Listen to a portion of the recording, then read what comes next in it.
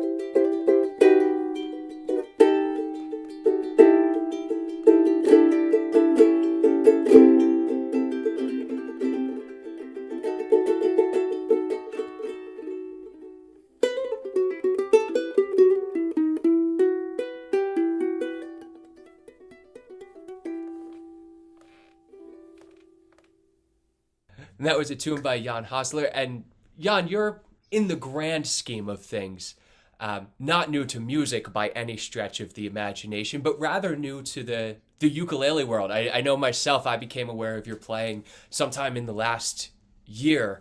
What brought you to the dark side of music, playing this little stringed instrument?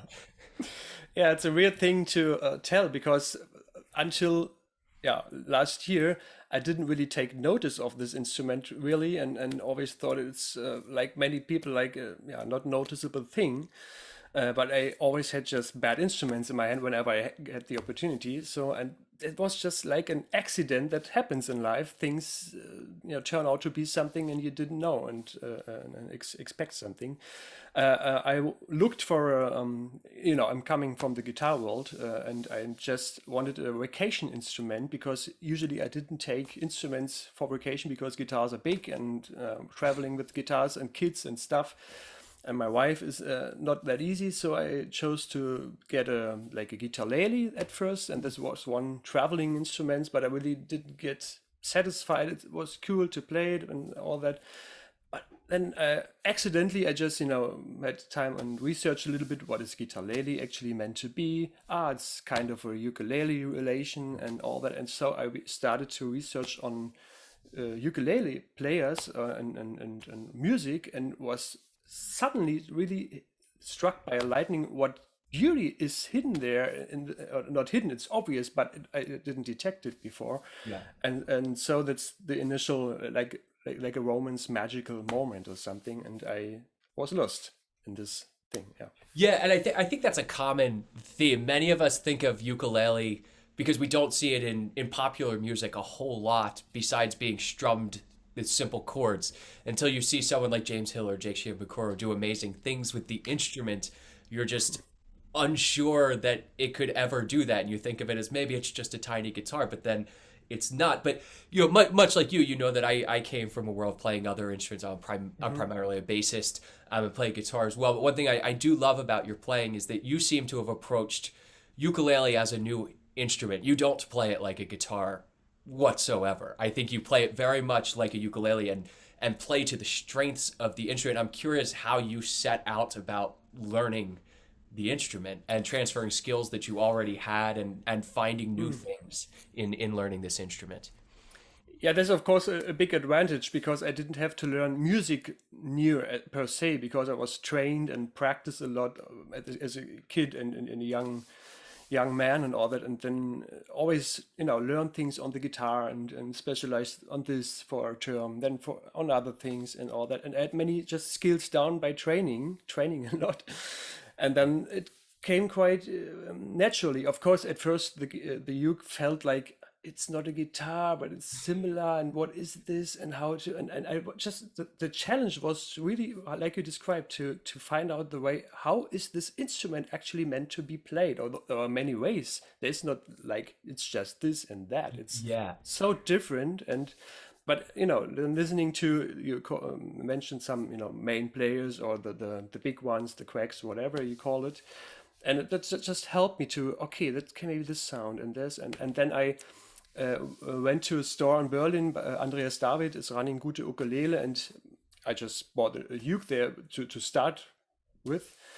And he mentioned Ota-san, or Herb Ota-san, Yeah, and yeah. okay, and I never heard of I don't know, and like he too, he mentioned he never heard of this guy when he started and all this, and had the same feeling, and he was a low G player, and it's maybe a cool thing because it's a little bit like guitar and all that, but it's just again like a new beautiness that just touched my heart somewhere, and I tried. I don't want to copy guys, but you copy things, and then you get your own way on with those things, and yeah. Yeah, certainly. And I think you have a very distinctive style, but I definitely detect notes of certain players in how you play. Which I think is why I enjoy your playing. 'Cause I definitely feel some Roy Smeck influences in there, some early 20th century American mainland players. But then a lot of the harmony that you use is a little bit more modern than that, as you're saying. Otis Yeah. and people like Jake Sheehan and Koro, you hear those voicings where Smeck was doing mostly triads and rather seventh chords and things like that. You hear a lot more lush harmony. So who else, when you were picking up the instrument, were you really heavily listening to, and do you feel you were most influenced by when you were playing? Yeah, the Jake Shimabukuro thing was in the beginning interesting and helpful for me, because I started on a tenor uke, because the thing for me was like guitar, then guitarlele, tenor uke in the same And it just kept size, getting and smaller and yeah, smaller. yeah, and feeling wise, because I was trained to play resonator guitar for 10 years or more, and with really heavy strings all the time. Yeah, that's a different world. I wanted to play it all the time, so I wanted to play resonator guitar in any style, like rock and blues and jazzy things, swing, and of course bottleneck stuff. So I gotta tell you, I love jazz on a resonator guitar, and I think it's yeah. completely underrated. You hear there's some great old recordings of Manouche jazz players like Django Reinhardt on resonators back in the day. It's such a cool sound that I wish I heard more in the jazz world. Yeah, Oscar Aleman maybe is one Yes, of yep. big sounding guy. Of course. Yeah, Yeah, what an incredible player. It's yeah. mind blowing. just because it's not the Django thing, but again, still there's some influence, and they didn't meet, I think, but the story goes like Oscar Aleman was on a Europe tour that was not turning out so well, and recording there and touring a little bit, but he had to sell his national guitar for Nazi metal weapon stuff or whatever. It's just I don't know if this is true, but it's just a story that goes around in the resonator world. Wow. So yeah, but then the tenor uke was so, and then a little bit of Jake Shimabikur, modern style. What is cool, and I'm a lover of pop and rock music, of course. I grew up with playing these things. I played heavy metal and Ingrid Malmsteenish stuff for a time, and wanted to learn this and that. But then the Otto San thing led me to the soprano uke, what I never ever expected to be. So first it was the uke that I never expected to play, and then the soprano uke. This is so small and blah blah blah and all this. But so yeah, and this is why I then turned a little bit into this. Yeah, it's like a step back a little bit. Yeah, if you have really modern contemporary players like Jake or Corey Fujimoto, I listened to his album a lot during this vacation where I had the guitarlele with me, and this is ukulele, okay, and how is this going? And it's a cool album, modern, like pop rock stuff and folk a little bit. So yeah, and that's why I ended up with a soprano uke. But yeah, this was the way. But then I love that you just kept getting into smaller and smaller. Okay, this will work. Yeah, it's one of the things that I love. The main reason that I play soprano uke with high G, though. I mean, soprano uke, I came to, much like you, looking for an instrument to travel with. Because as an upright bassist, I usually don't carry my instruments when I fly places. But which is great. I get to fly there. I don't have to carry an instrument anywhere, and I have one waiting for me. But then I don't have an instrument to practice on at all. So I bought a soprano uke because it fits under an airline seat and I can put it anywhere. But then I realized as a musician, one of the most fun things for me about soprano uke with high G on it is how limited the range is. And you're forced to think differently about it. You don't have 4 octaves like a guitar to work with. You have less than 2 octaves. You have an octave and a sixth. It's so little. And it really, I found, at least for me, that it really changed my thought process and how I approached even writing and especially arranging music, because I was working in this new framework that was so much more limited than anything else I had ever written for. Do you find something similar playing soprano, that it really informs the musical decisions that you make and forces you to think in a different way about music a little bit? Yeah, totally. You mentioned the main facts with the limited or the less octaves coming from the guitar. Of course, was there is something deep, and you put in bass lines or whatever, and blah blah blah. Have a wider stretching chord picture and all that.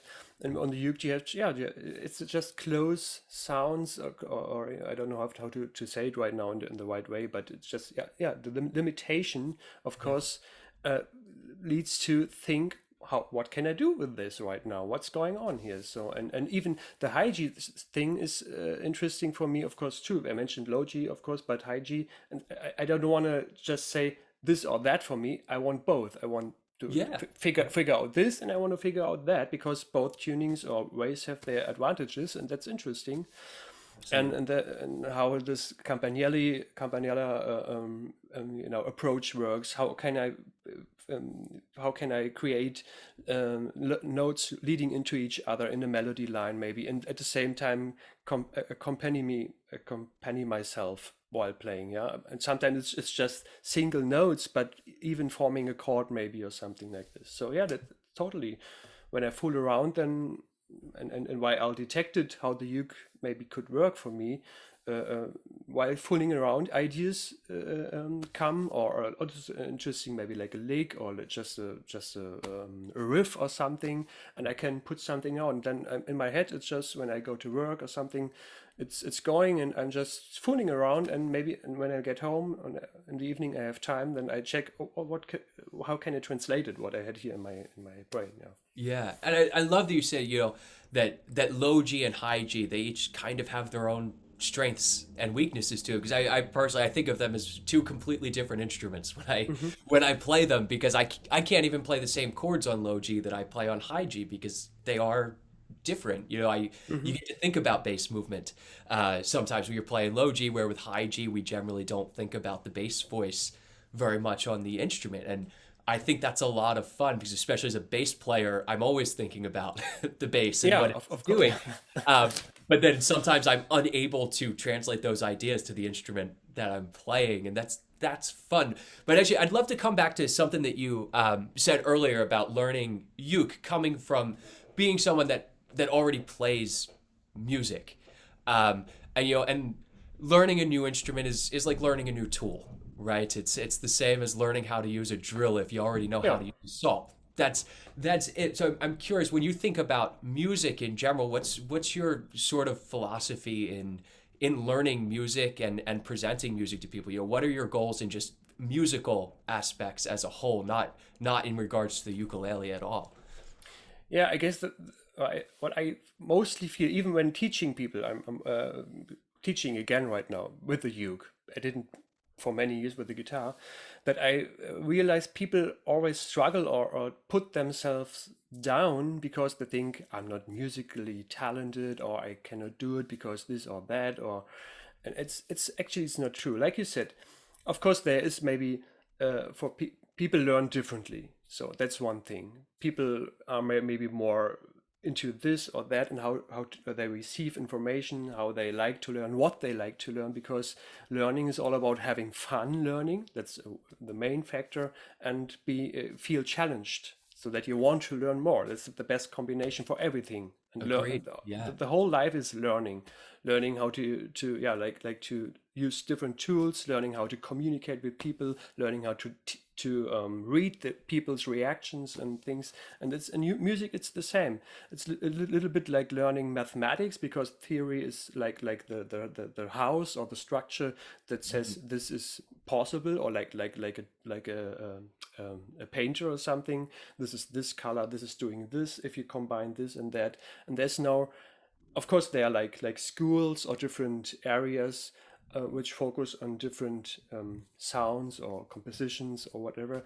But the main thing is music is vibration, and is a good thing to do, and that you shouldn't be afraid doing something wrong or something. There is no wrong in the strong sense. Yeah, there is maybe something unintended, or that maybe sounds a little better in this way, or maybe not so good. So, and I try to, as at first, no, not at first, while I'm doing it or while I'm talking, always calm down. It's okay what you do. Yeah, I have my perspective on things, and I can tell you about it. I can show you how I do it, but I encourage you to find out how you do it, how it's the best way to you, and just go on that route, because it's not tomorrow you will have it down and then it's okay. Just keep it. Go, then detect something else. Ask me, or yeah, just keep yourself. Hello, Charlie. Keep yourself just yeah, keep yourself going, and be aware that you can handle this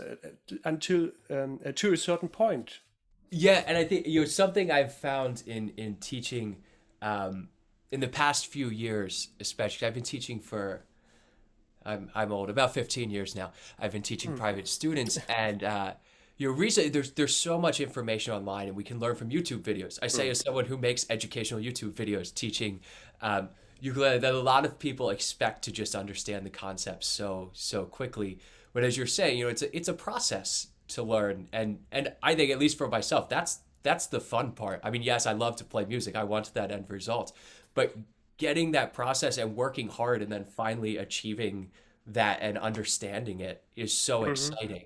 Like new right hand techniques, when you finally get like the George Formby split stroke for the first time, or you play your first thumb roll triple, things like that, or you do a scaling campanella style when you're used to just playing linear, and a lot of times those things sound absolutely terrible for months before you figure out how to get there.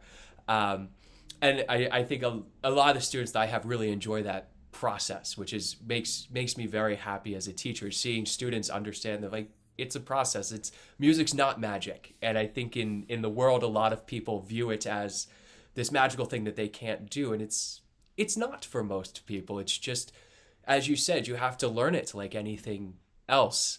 And if you Yeah. don't enjoy learning, and if you're not learning in a way that works for you, which you had mentioned before, everyone learns very differently. And I've taught the same thing to 10 different students 10 different ways because that's Mm. how it works for them. And I find joy in that as a teacher, being able to find those alternative routes to getting people to the same end product. And that teaching journey is just as fun as the musical journey, right?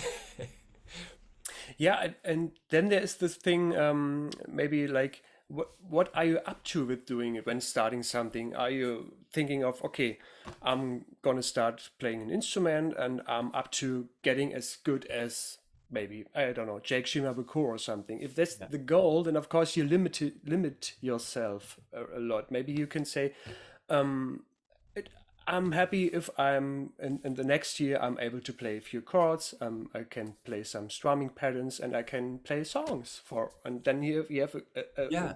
big block and basis to play music and empower yourself to do a lot of things that can really make you and other people happy. So and then it's the question, how much time can you put into this? We all have, the most people playing the uke, I guess, are not professional players. They are just people enjoying those things in their free time. Then they have jobs and things to do, and maybe have 10 minutes a day or half an hour a day, or maybe just 1 hour a week or whatever. So, and it's how this is, there are factors that of course, to look at. Yeah, I think you were talking about what is everyone's end objective on the instrument? Why are we learning this? And that's totally different for everyone. And understanding those expectations when you go in is important because that'll guide you to how you get to where you want to get if you have a goal to achieve. Yeah. Because not everyone wants to be Jake Shimabukuro. Like I love his music, but I never aspire to play in the style that he plays really. So learning just those techniques and working on his arrangements wouldn't do much for what I want to do musically. And everyone also doesn't have to play on a virtuosic level. You don't have to be a master of the instrument. You can strum 3 chords, and that can be just as amazing.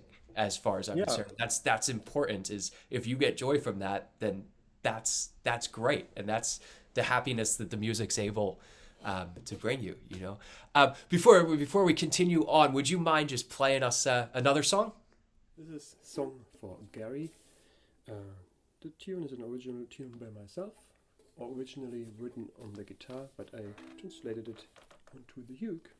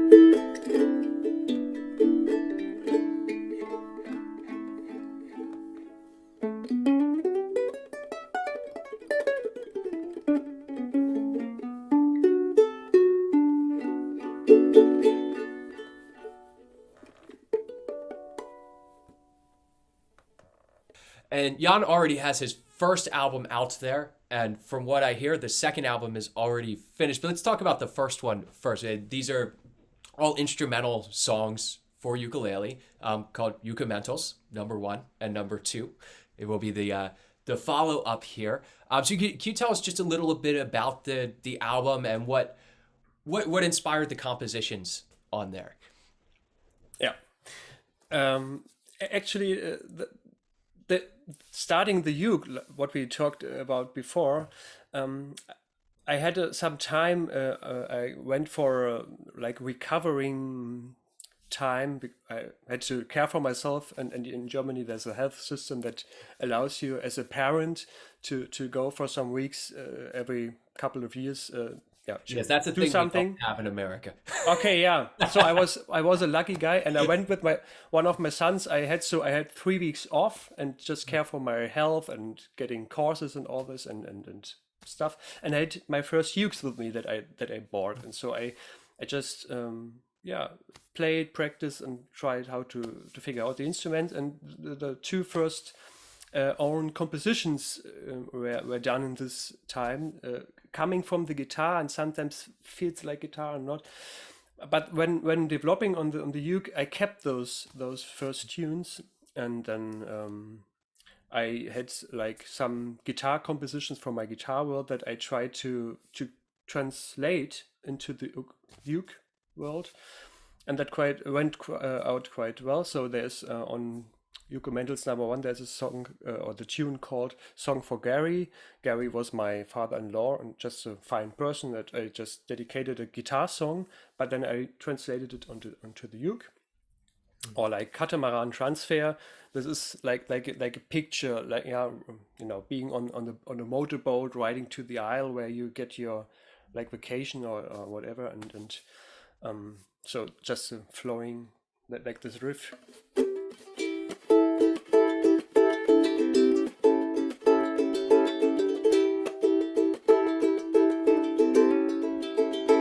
That you just have this, okay, there's something going on, and then I fooled around, some melody lines, and I mostly try to, on my compositions, think like if it's a song, maybe like a pop or rock song, maybe.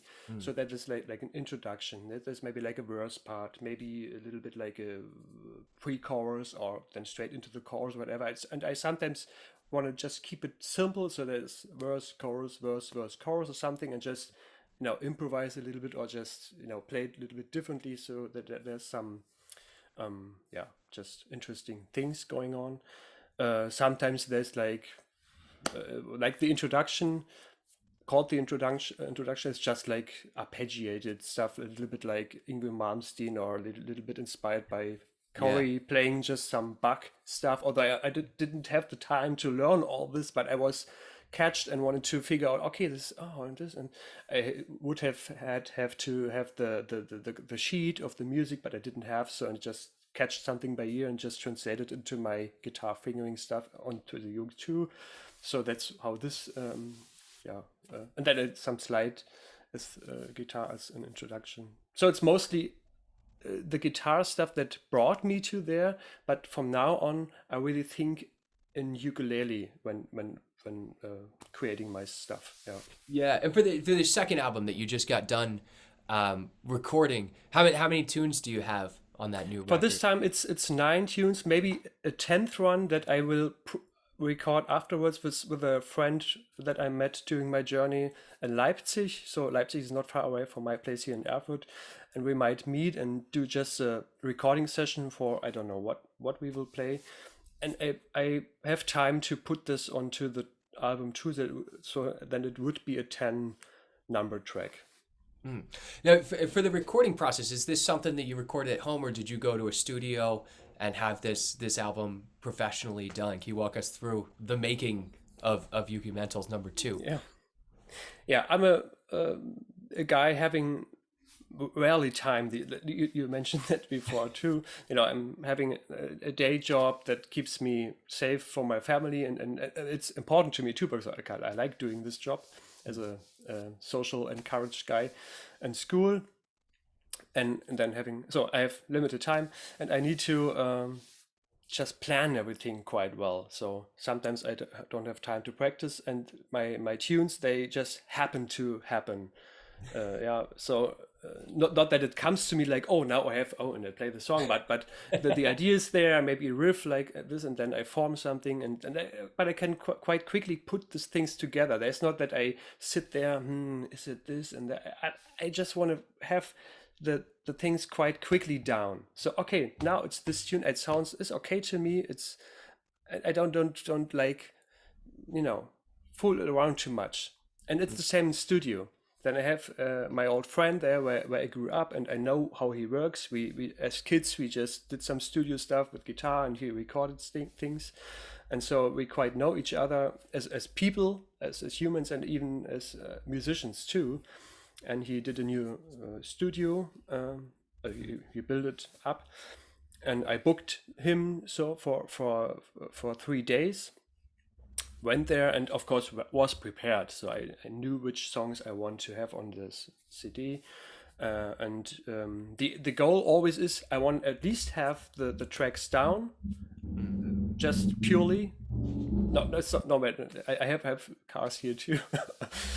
Just I have many motorcycles. There's a motorcycle club at the end of my block. So right around this time every day, a bunch of motorcycles go by.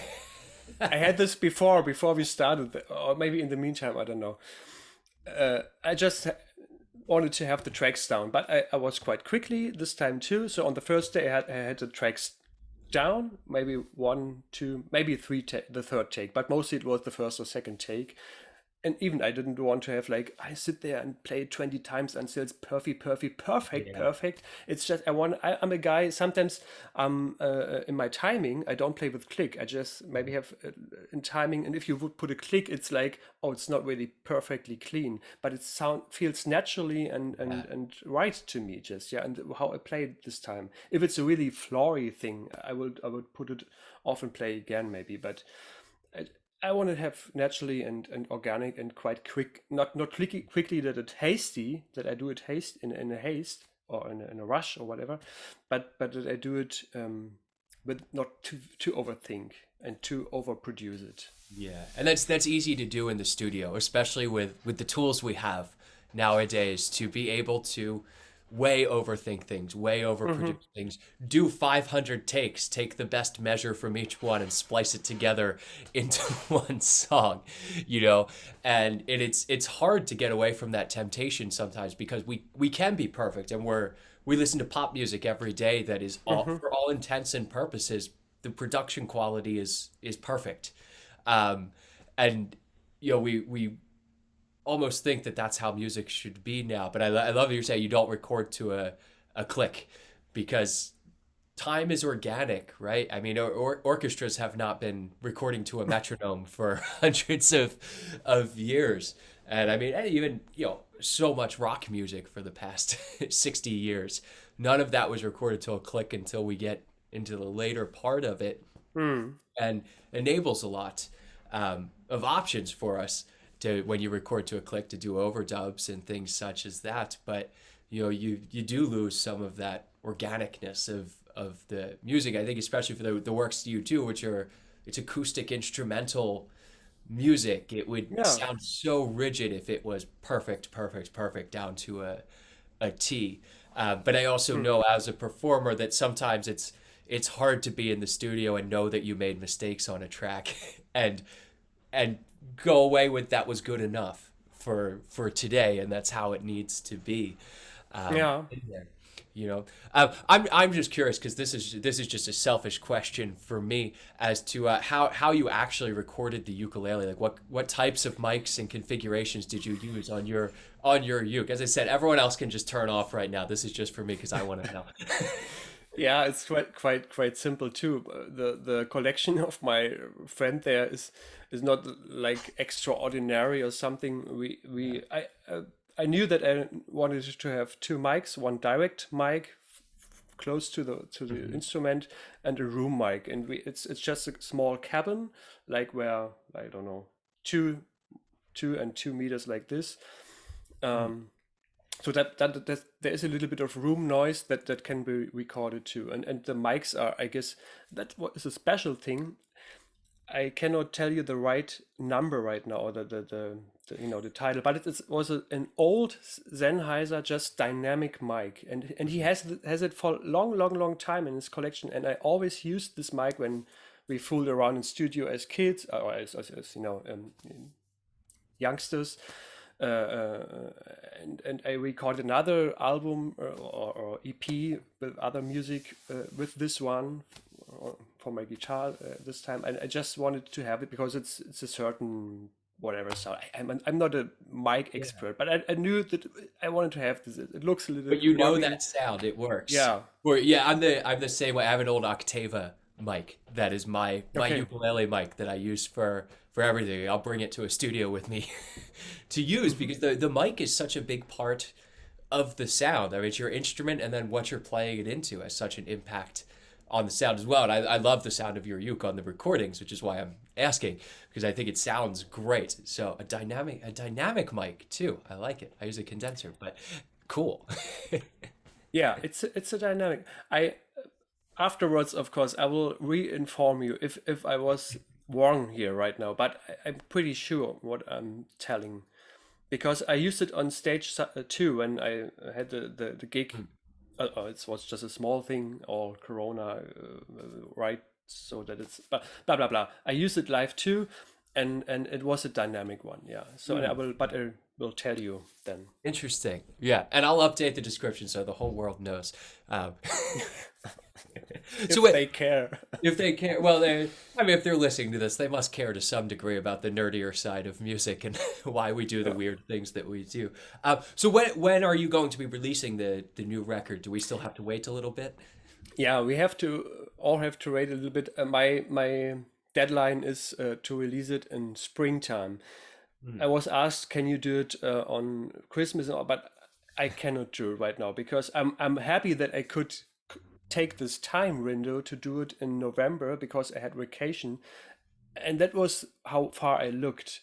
And now I have it, and it will be finished off in a couple of weeks, and then I can care all about how will I promote it, how will I produce it, how will it be a specific number of CDs that I can offer or whatever. It will be a different blah blah blah blah. So I think the easy part of releasing an album is recording the album, right? Yeah. That's the easy part, is writing and recording songs. The hard part is releasing it and all of the other things that you have to do to release an album, your distribution and promotion and all of that. That's the tough part, and it doesn't just come out of thin air. You can't just record. Well, you can just record an album the next day, and of course, probably no one will listen to it. So you gotta dive in a little bit and do the work. So everyone, look out for that album coming in the spring of 2022. So Jan, would you mind playing us one final tune? It's one of my tunes from my first EP, Ukumentals or Ukumentals #1. It's a just 6-piece fingerstyle ukulele EP, and this is Fiddle Uke tune.